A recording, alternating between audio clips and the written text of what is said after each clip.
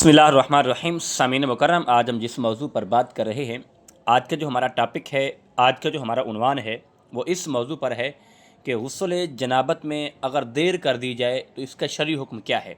इस बारे शरीयत क्या कहती है, वो सोने वाला या देर करने वाला गुनहगार है, इस बारे शरई अहकाम के मुताबिक रहनुमाई फरमा दें।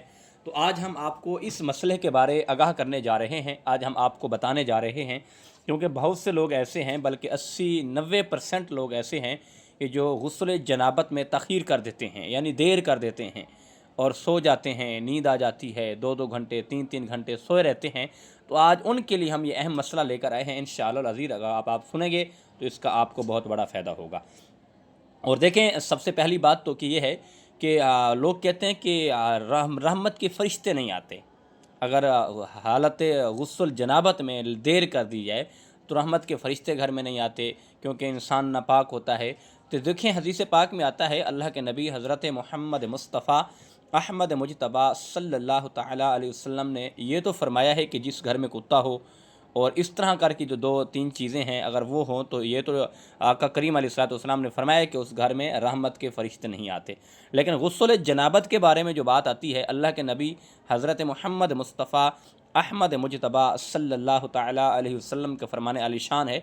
बल्कि किसी ने सवाल किया था कि आका, मैंने गुस्ल जनाबत में देर कर दी है तो इसमें शरई क्या हुक्म है, यानी मैं सो गया हूँ। तो अल्लाह के महबूब ने ये फरमाया है और ऐलान किया है कि अगर आप गुस्ल जनाबत की हालत में हैं तो आप वज़ू कर लें, वज़ू करने के बाद आप सो जाएं, तो इसमें कोई हर्ज नहीं है। लेकिन ये भी हमारे फ़ुक़हा कराम फरमाते हैं कि अगर देर कर दी है, यानी वज़ू नहीं भी किया, ऐसे भी सो गए हैं, तो इसमें भी कोई हर्ज नहीं है। लेकिन इसमें ये ना हो खौफ कि अगर मैं सो गया तो मेरी जो नमाज है वो क़ज़ा हो जाएगी, मेरी नमाज जो है वो छूट जाएगी। तो इसलिए ये कहा जाता है, हमारे उलमाए कराम ने, हमारे फ़ुक़हा कराम ने, यानी ये हैज़ व निफ़ास की बात नहीं हो रही, ये ख़वातीन हज़रात जो हैं, ये हैज़ व निफ़ास की बात नहीं हो रही। हालत नजाबत का गुस्ल वो होता है हैज़ व निफ़ास के बाद। लेकिन उसमें यह है कि आप कोशिश करें कि आपका ये ज़हन हो कि अगर आप हालत जनाबत में सो गए हैं, आपको नींद आ गई है, तो ऐसे ना है फिर सोए रहें और नमाज भी क़ज़ा हो जाए, आप बाद में लेट उठें और फिर आप आ जाकर गुस्ल करें ना है। तो ये शरीयत ने इस बारे में ना किया है कि आपकी नमाज ना छूट जाए, नमाज ना क़ज़ा हो जाए, ताकि नमाज से पहले पहले आप उठें, उठने के बाद आप गुस्ल करें, गुस्ल करने के बाद आप साफ़ सुथरा लिबास पहनें, अच्छे कपड़े पहनकर आप फिर जाकर नमाज फ़जर अदा करें। या मिसाल के तौर पर दिन का वक्त है, यानी कोई नमाज भी है, तो आप आने वाली नमाज से पहले पहले आसानी से गुस्ल कर सकते हैं, तो इसमें कोई हर्ज नहीं है।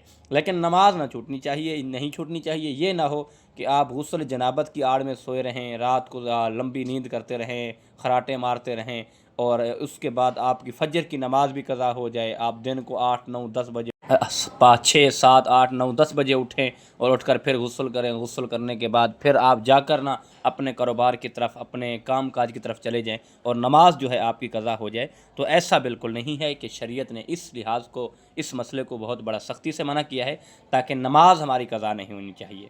क्योंकि हमने नमाज़ पढ़नी है, हमने इबादत करनी है, कुरान पाक की तिलावत करनी है, क्योंकि अपने रब को तो हमने राज़ी करना है और हर सूरत में ही करना है। तो मेरा ऐसा हम तरीक़ा अपनाएं, ऐसा अमल अपनाएं कि जिसकी वजह से हमारी जो नमाज़ें हैं, हमारी जो इबादत हैं, वो रब्बे ज़ुल जलाल की बारगाह में कबूल हो जाएं। लेकिन हमें हर वक्त कोशिश ये करें कि पाक साफ़ रहना चाहिए और हमारा लिबास पाक हो, हमारा जिस्म पाक हो, हमारा बदन पाक हो। और जब हमारा जिस्म और बदन जितना पाक रहेगा तो यकीनन हमारे लिए बड़ी अच्छी बात है और एक बहुत खूबसूरत बात है।